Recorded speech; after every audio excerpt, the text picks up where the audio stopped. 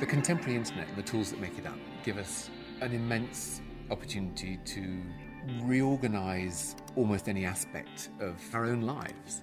There is this possibility of using these tools to do massive things, which is completely unexplored at the moment.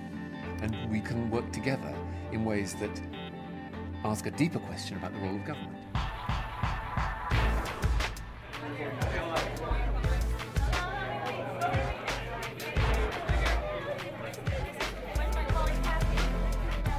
Well, you know, I'm very excited about this film because it's the first one really to explore in a serious way how the internet changes the way that people participate in society and, for that matter, in government and democracy.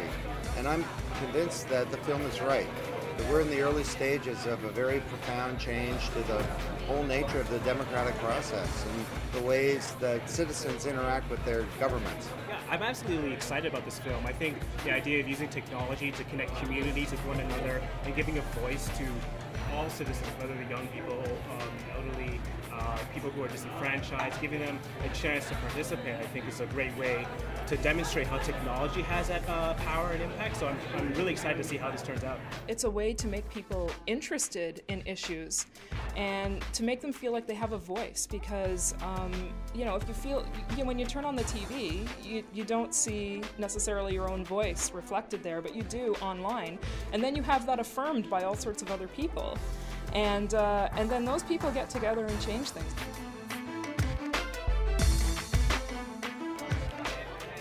Really excited about this film, and I actually used to live in the UK, so I'm really excited to sort of watch the film and see what's happening there. I lived there about 7 years ago, and I worked a lot in communities where kids were quite disadvantaged and it was high crime areas, so I'm all about sort of community engagement and community involvement there.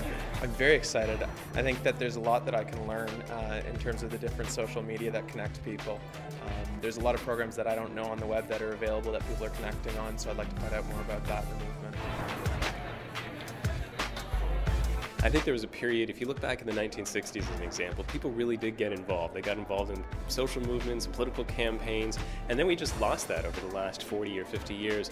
What we have now online is we have the ability for people to re-engage in social change, and I think that's what's really interesting. So we're actually using new technology to bring people back together, say around the campfire, in that kind of sense, and get them re-engaged. And I think that's what the power is behind the social change, is getting back to the motivation that we had back when there were major social movements, when you had the civil liberties movement. Those kind of movements are happening again, and they're happening online.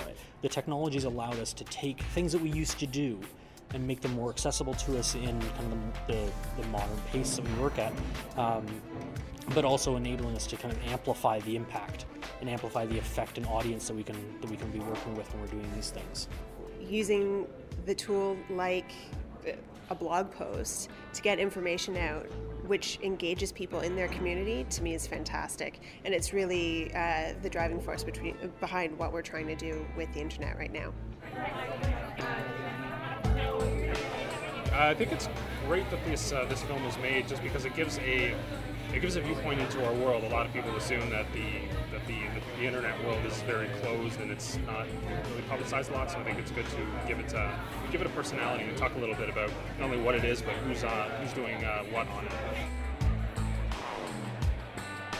Well, when I first heard about this film, I said to myself, please let it not be about 18-year-old techies in their bedrooms, because in the number of community talks I do, often people say, oh, well, that's just for the young kids, Facebook and all of that. We don't understand that. And the opportunity in this film is that it sees how the internet can really enable people to participate regardless of their age, regardless of their location, in ways that are meaningful to them. So it's not meaning that you adopt every single Web 2.0 tool out there, but you find a way that you're comfortable with, that you connect with, and there's a million opportunities to do that. Well, today, because of the new web, people at their fingertips have the most powerful tool ever for finding out what's really going on, for informing others, for organizing collective responses, and for self-organizing to do things in society. And that means that, sure, they can hook up online and create a gardening community, but it turns out they can also create an encyclopedia that's 10 times bigger than Britannica, and a computer operating system, and a mutual fund, and for that matter, they can create a government. This is a very profound change. I'm not talking about people lobbying or outside parties influencing government. I'm talking about unbundling and reconstituting what is a government. A revolution doesn't happen when society adopts new tools. It happens when society adopts new behaviors.